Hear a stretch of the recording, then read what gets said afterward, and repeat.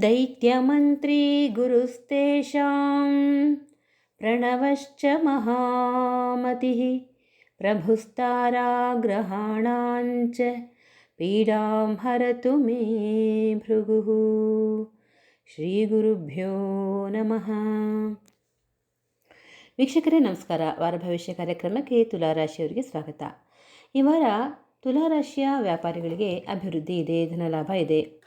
ಉದ್ಯೋಗಿಗಳಿಗೂ ಸಹ ಆರ್ಥಿಕವಾಗಿ ಯಾವುದೇ ತೊಂದರೆ ಇರೋದಿಲ್ಲ.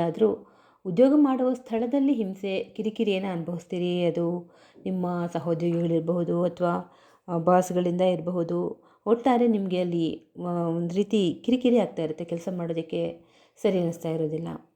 ಇನ್ನು ವಿದ್ಯಾರ್ಥಿಗಳಿಗೆ ಉನ್ನತ ವಿದ್ಯಾಭ್ಯಾಸಕ್ಕೆ ವಿದೇಶಕ್ಕೆ ಪ್ರಯಾಣ ಬೆಳೆಸುವ ಅವಕಾಶ ಕೂಡ ಸಿಗುತ್ತೆ. ಆರೋಗ್ಯದ ಬಗ್ಗೆ ತುಲಾರಾಶಿಯವರು ಗಮನ ಕೊಡೋ ಅಗತ್ಯ ಇದೆ. ಮಳೆ ಗಾಳಿಯ ಕಾರಣ ಮಕ್ಕಳು ಹಾಗೂ ವೃದ್ಧರನ್ನು ಹೊರಕಳಿಸ್ಬೇಡಿ.